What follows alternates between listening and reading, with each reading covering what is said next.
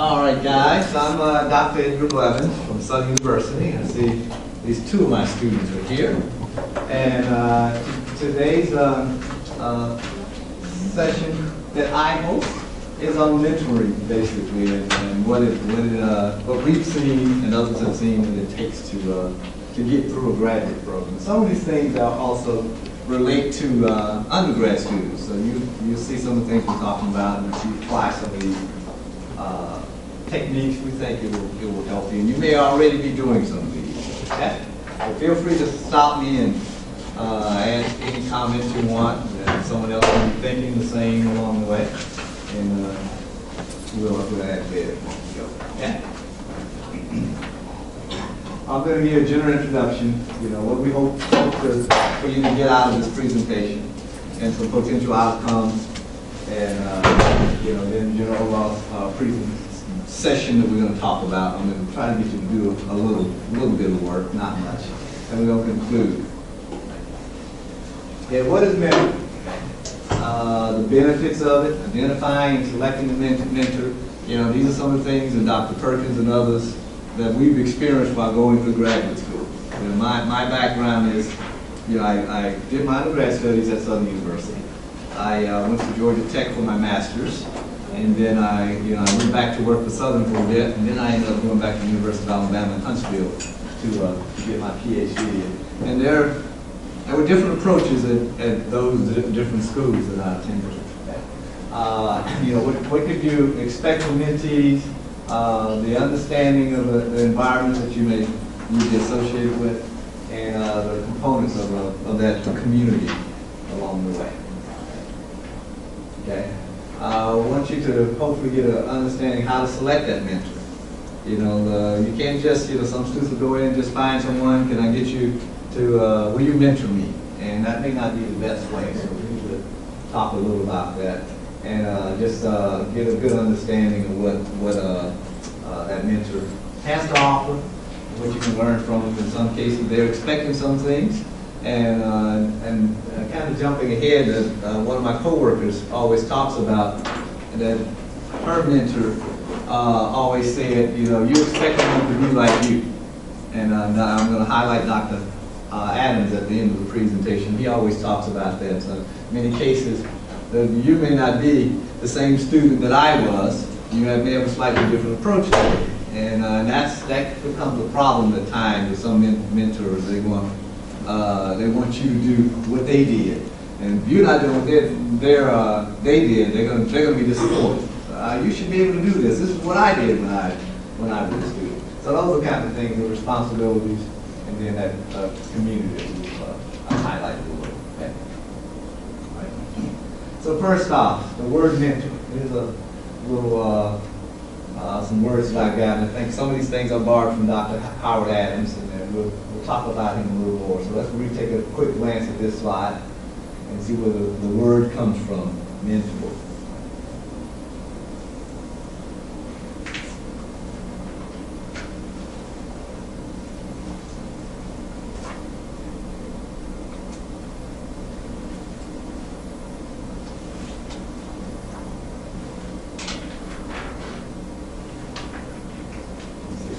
Right here, this is the key part here. 10 years, kind of roam the countryside if we're going home. Then went off to war, just said, I'm going to hire somebody and trust him with the education of his son. So, that's kind of where the word comes from. And that word has been here since, Greek mythology. So I want someone that will actually be a teacher, a counselor, and a guide. And we're going to talk a little about advisors and mentors through the presentation. So has anyone ever heard this before? You ever thought about this as where the word mentor comes from? Okay. Does everyone here have a mentor? Everyone has a mentor. Who doesn't have one? Everyone has an academic. It's not an academic. Okay, I'll go further with that. So, yes, sir. I didn't get to choose my advisors. Okay. My mentor. So you're saying your advisor is your mentor? I was not had the opportunity to choose it. But you have an advisor. So now you're saying that's two different things. There's an advisor and a mentor. I had a mentor. You had one? But I didn't choose it. You didn't choose that mentor. Now what about your advisor? Now, you didn't choose advisor. At our school, it's by, in my department in particular, it's by the last name. You know, A through D, you go see this person, okay? So I don't know, is that the way it is with most of you guys? Is anyone here, you have a choice that who you could select? You chose your advisor? So there's, you can, okay, that's different. Yeah, I had a choice after my sophomore year. So you could, okay. Oh, not necessarily a choice, more like an aspirin person, but they still let me. So. Okay, okay, that's different. Now, DE is the same way, right, by last name? All right, so here it is here. So mentoring says, you know, enabling one-on-one relationship will foster that individual's growth and development. So it's an integrated approach here to you know, work with coaching, advocacy, nurturing, and sponsoring and tutoring. One thing that we've always said with Southern University and other HBCUs, we felt as though, and you hear a lot of people talk about, you know, it's a nurturing environment. We take a different approach. You know, LSU is 20 minutes from our campus. You know, we have students that come from LSU, that come to Southern, and they say, well, there's a totally different approach over there. And then again, you know, if you go to a heavy research institutions, this is kind of undergrad things that I'm talking more about now. You go to a research institution, that's the main focus of most of those faculty members. You know, so you can't get here, yes, if you come here to graduate school, their main focus is to get you to that graduate program and really focus on the research. So they take a different approach to some of these things. So you may have more of an advisor there. So, you know, and I had a mentor, in particular for my PhD. I can't say I really had one as a master's student, but with my PhD program, I definitely had a mentor. And we'll talk a little about that. What I'd like you right here is to think of some terms that you think, phrases to define a faculty mentor. So make a couple of notes here, and we're going to want to see how you respond to some of these, what you guys had to say about whatever words, like we had the 6-word question earlier. Just think about, what do you think? Just the terms, the phrases that define a faculty mentor for you.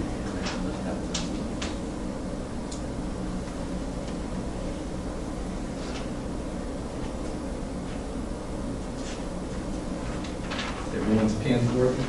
There's a few that didn't work for us. All right.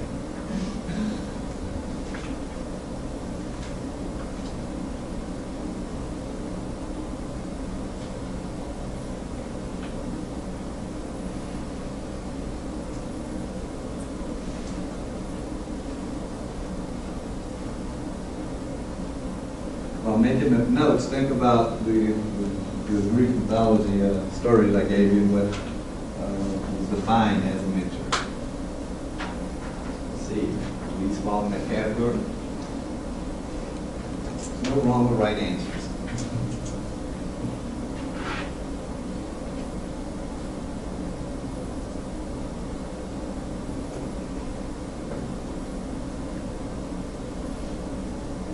Who's ready to give me some responses? Yes, ma'am. I think a big thing is just getting comfortable with them. When I think of my mentors, I think of like, oh, I could just like walk in their office anytime and just sit on their couch and start talking to them. Okay, so what kind of phrase, what would you say? What would be, for that? Approachable. Okay, all right. Yes, sir. I think a mentor being trustworthy. Trustworthy? Like someone they say will be in the office at a certain time. So they'll be available. Yeah. Okay. I said nurturing, knowledgeable, patient, and encouraging. Patient and encouraging. Keyword. Yes, ma'am? Opportunities. Okay. Who are willing and care. Someone's caring about you. Okay. Honest. Honest. Honest. Okay. So I think, go ahead. Yes, ma'am. Good listener. Good listener. They give value input. Okay. Is this, I'm hearing some of these words that are kind of merging, you know, and blending over, where you describe one term as maybe someone else described it differently, but having the same basic meaning. Is there anything that we didn't highlight just then that you think should be up there? It's totally different. Set recommendations? Someone can do recommendations. I need somebody that can like answer my questions. Answer your questions. If I have a question about this equation, they can at least equate it. So still a technical response? Capable? Okay. Okay. All right. Well, we're going to go through a little more here and say, here, look, this is what I said. From my sources, mentors have the ability to assist graduate students to adjust with adjustment to both academic and non-academic aspects. Now, I've heard some of these things from you guys. Some are non-academic and academic. I say there's different models that universities have. And I'm going to highlight a couple in particular, UNL's at the end, and a couple other programs that universities have in place that can help you. Let's say involve the experiences here, influence with behavior, habits, performance, progress of a less experienced person, you the protege. So, they've gone through this process, and they can provide advice and direction to help you get through it. And there's a lady that I was in graduate school with that didn't want to take someone's advice. And it took that person a lot longer to complete her PhD. She always fought with her actual advisor. And there were other people that were acting as her mentor that just, look, you should not do this. This is the approach to take to this. And she, violated that rule. And she attempted to do things the way she wanted to. And the person that I'm speaking of is one of her that acted as a mentor. I won't say she actually took him on as a mentor, but he tried. He was my mentor. And we nicknamed that syndrome the CBR after her name. Okay? Don't take the CBR syndrome, okay? Do not. Because I would go into my advisor's office, which I ended up switching advisors, and her draft of her dissertation was sitting on the floor. Okay? I'd come back a month later and talk to that person again. Her draft of dissertation was sitting on the floor, and I would notice what was sitting on it. And it's a trick I learned from my roommate in grad school. He would put a little piece of paper on the corner of it, and that little piece of paper, if it moved, someone touched it. And I would go back and I'd see a dissertation, and it was used as a put peg. Okay? And it was because she didn't listen to the mentor that was trying to get his point across, and it simply prolonged her completion of her, years, okay? This was not a month or two or so. 6 months later, this draft of a dissertation did not move. So her advisor just said, based on her approach, she goes to the bottom of the stack.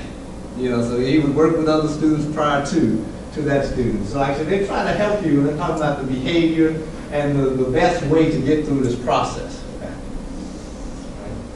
So what is an advisor? So I'm hearing some terms you guys are describing an advisor. Right? So this person here is, in most cases, is assigned to you. When you go off to graduate school, most cases you're going to get an assigned advisor. If you have a particular research area you're interested in, that person, if I'm interested in thermodynamics, this person is that particular specialty, I'd go to that person and talk to them if there's something that I can do in your area. So, there may be multiple people, so you may have choices there. But if it's a smaller school, you may not have a choice. So that person just may be assigned, this is your interest, this is where you're going to go. Okay? So we got to work on that relationship. So that's the way basically an advisor goes. So their duties include, I'm going to help you with selection of courses. And I saw a couple of notes in here, selection of courses. So, we need to find the right courses. And, graduate schools, typically 9 credit hours is full time for graduate students. I know someone here is taking how many hours this semester? 20 hours this semester. Anyone taking more than 20 hours? 21. 21 hours. I thought he was taking 21 too. So, they're going to talk with you. And I know several students that have gone off to grad school, and I did 20 hours as an undergrad. Well, man, 12 hours graduate school, that's a piece of cake. No, it's not, okay? That's the whole wedding ceremony, not just the cake, okay? All right? So don't think that, what you did as an undergrad translate. I see the same thing. I'm going to war with the high schoolers today. They think this is what I did in high school, so when I come to college, I can do the same thing. That's that same delta, from high school to undergrad, from undergrad to grad school that you need to keep in mind. So, I had a very good student to go off to UC Berkeley. I consider Terry a genius. And he kept to himself. He didn't really communicate with others, and I didn't know where he had gone. He took a year off. He said he wanted to write some books. He wrote a book or two. Then he goes, I emailed him, and I had done recommendations for him. And he said, I'm now at Berkeley. And I think he was taking 12 credit hours at Berkeley. And he said, these courses are kicking my you-know-what, I'm like, Terry, who told you to take these many hours, And then I said, I advise you to full-time is 9 credit hours, And he was Superman, and I can do this. I'm going to get through this program so quick and move on. And I think he ended up dropping down to 9 credit hours, which just tore him apart, because that's not something he does, drop courses. But he didn't have someone, and I said, you need to seek someone, not just an advisor, a mentor. We're going to get to a little more of the mentors later. But typically that advisor is going to help you with your thesis or your dissertation. And that person I was speaking of earlier, that was an advisor, that she didn't listen to the mentor and how to approach that advisor. And it just hindered her. I started my PhD program several years after her, and I finished it several years before her, and so it was quite a challenge. Now, okay, the mentor also an advisor. I was hearing some mudding of the terms here. Typically here, so relationships with mentors go deeper and more personal. And that's what that guy was trying to get to CBR to say, look, think about this. This is what I want. This is what I want. And she was trying to demand her ways on it. So say, many students contact their mentors after graduate school. The guy that I consider my mentor, didn't have time, but I had to send him an email message later today that he and I are still doing some things together. So, he ended up becoming my advisor. And my current advisor had too many students, and they were trying to delegate and extend others, and my advisor said, are you interested in switching advisors? And I went to him and talked to him. He was already on my committee. And he said, yeah, I have no problem with it. And it was a benefit for him, and I was his first PhD student. And so I was near the completion of my degree. So, I went to him, and I still worked with that other advisor that I had, but he was also initially my mentor and became my mentor and advisor. Okay. But it says here, they have sources of information to support new graduate students in the workforce. So, finding that mentor is very beneficial. So like I say, it may not be your advisor, but it could also be a combination of the two. So individuals with effective mentor relationships, they experience fewer problems. You avoid the CBR syndrome. Okay? They would tell you, do not take that approach. Okay? They can get through the program faster. And so I had no idea, I just knew that what the approach that this particular student was taking was not beneficial. And, and her intent was to get through this program as fast as she could. But the approach she was taking was not working, and I think it was because of the mentoring that she lacked. Okay? More productive. That mentor I had experienced these things. He worked at that department. He knew what was expected.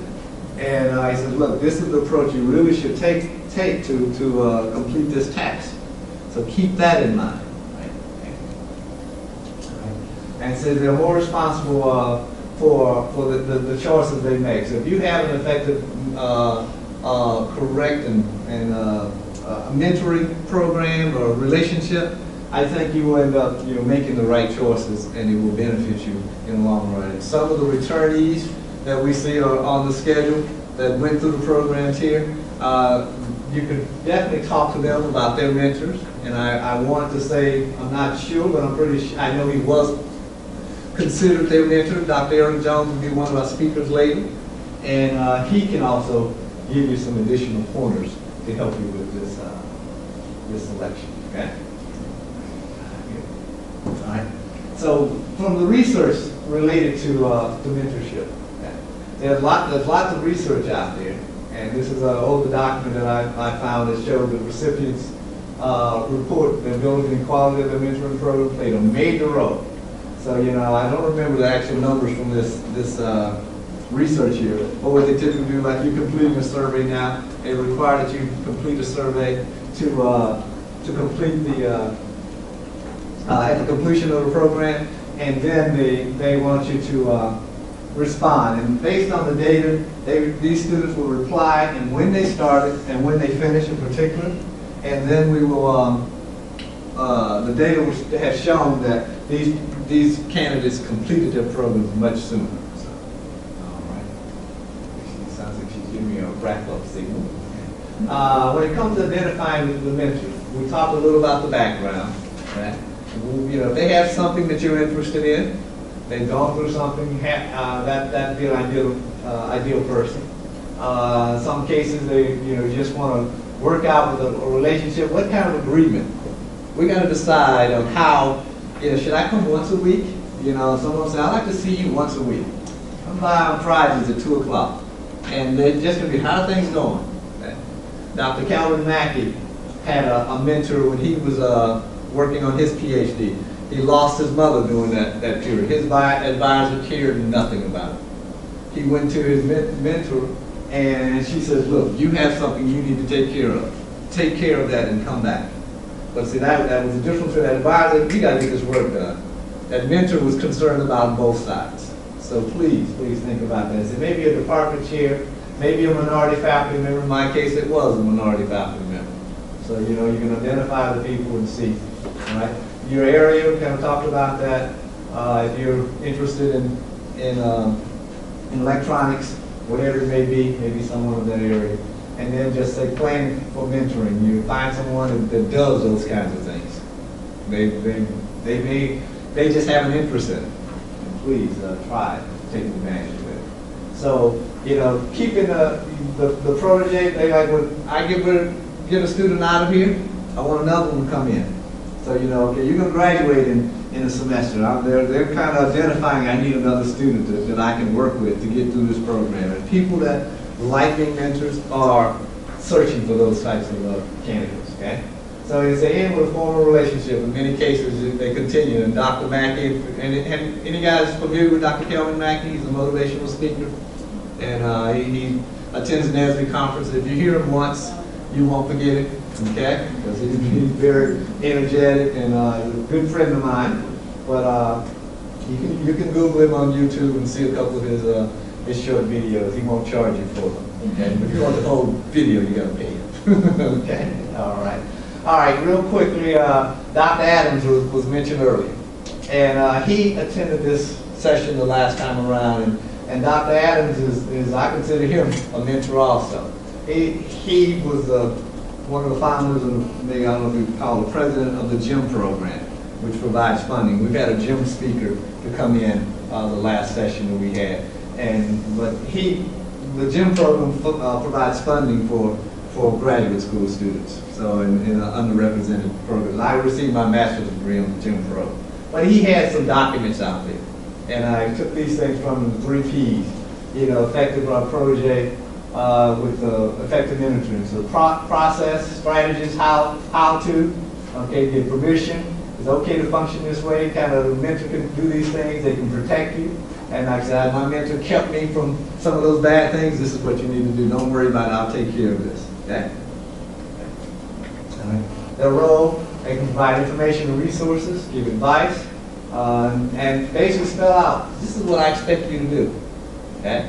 And there's no official tie there. He's not going to hold up your grade, but this will help you get through this program. Right. Share their experiences, kind of have an academic plan and goal. So I said, these are more things than what a typical advisor will do. The protege, this is you. Okay? Be more proactive. Got to express some interest in this. You show some interest, and these things will help you progress a little longer, okay, faster. Appreciate their time. Like I said, they got to have time. So I want to mention availability. Okay? All right. And being committed to learn. I said I deal with a high school program, and I'm going to use them as an example. We're working with them with ACT Prep, and they don't want to come to the Saturday session. They're going to the band competition. But we're trying to help you to get into college and get more funding. So, don't do those kinds of things. Well, I really want to go and do this. School is fun. It's work too. But, that was the most fun I can say I've had, okay, was while being in school. Okay? be accepted to direction. They'll learn from them. Okay. The social environment, they're going to talk about the protocol, how it works here, to see if things really work. Okay? Putting the department chair on the committee may be a good thing, or maybe a bad thing, or you don't want this person on your committee. So they can talk to you about those things. Okay? All right, so now we'll also go into organizational norms of politics. I know these two faculty members just don't get along. And the cases that he discussed with me, we had this person, and they're going to fight the whole time. Their fighting is going to hurt you. So I recommend you choose this faculty member as a committee member. Because these two are going to disagree no matter what you do. Okay? Because this one doesn't like what he's going to, this one over here doesn't like what you're going to tell him, and this one over here doesn't like what he's going to tell him. So they talk about those things. It may not be anything written down officially, but it comes out. Okay? All right, what they can do, the attributes, qualities to be successful, and just think about avenues for advancement. They're going to provide things that can help you. Have another two. Okay, we're clear on that? All right. All right, we're going to move on through quick because I saw a timeout signal. What time are we supposed to go to the next section? Okay, all right, so we're right there now. Okay, what does it mean to peer mentoring? Are there benefits? Then again, peer mentoring, there are going to be some other graduate students there. I did my master's at Georgia Tech at the time. I was on a gym program, and they had the most number of gym recipients at Georgia Tech at the time. So there were a lot of other students that had gone through what I was going through at the time. So I had students that went to other schools that didn't have any there, but they had, the universities also had other programs in place to help them. So there are benefits to having peer mentoring. They can tell you some of the do's and don'ts also. So identify someone. And I believe my superstar student, from his undergrad experience, he felt as though he was Superman, didn't need any help. He's not going to talk to others. He never really studied with others as an undergrad, and I think he thought he could do that in graduate school too. So sometimes those things don't work. All right. So I kind of highlighted, the peer mentoring helps you supplement the mentoring provided by that faculty.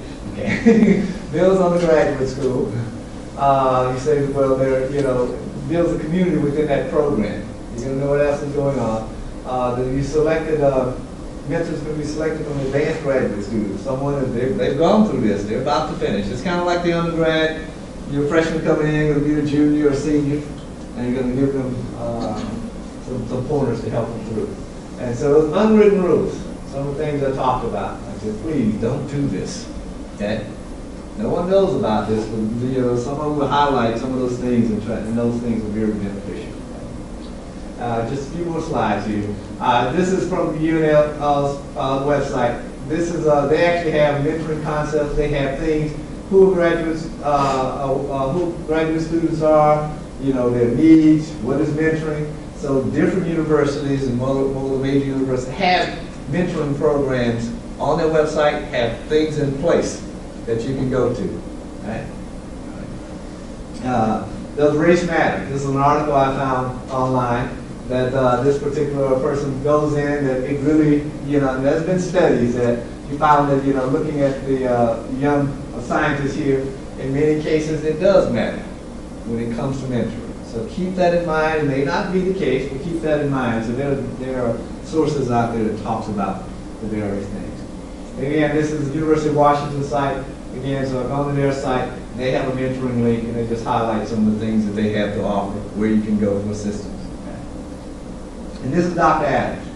That's Dr. Adams, who's been running all over this room. He's retired now, but he's kind of, he doesn't work with the gym program, kind of does his own thing now. But he likes to get into your face. One thing that I like to highlight from him is when you mentioned getting letters of recommendation. When he would do his talks a few years ago, he talked about a student that got a faculty member to write a letter of recommendation for him. And he was offering that student $5,000 for graduate school, Dr. Adams was. He's reading this letter, this faculty member says, I do not understand how student so-and-so is even getting an undergraduate degree, let alone is going to get a graduate. This is their letter of recommendation. He was paraphrased the letter. He said this person did not recommend them for this function, this funding. And he says, know where you're getting your information from. Okay? They threw that one out because they had two other good ones. And they said something happened between that person and this faculty member. But he actually had read a letter from us. So yeah, you can find a little more on Dr. Adams and others. And I said, I don't know if we'll have these sites just posted, but these are some of the things that I got online that I wanted to kind of highlight, share with you in the short period that I have. So I think they cut into my time. Okay? But I'm at Southern University, and you see me around. If you want to talk and talk to others, we'll be available. And I appreciate your time. If you have some quick questions, we can talk. Or any comments that you want at this time, we greatly appreciate. Okay? And I'm guessing we're going to have to complete a survey. I don't know when they're doing that at that time. Okay? There are no questions. Thank you for your time. And I'll see you around. Thank you.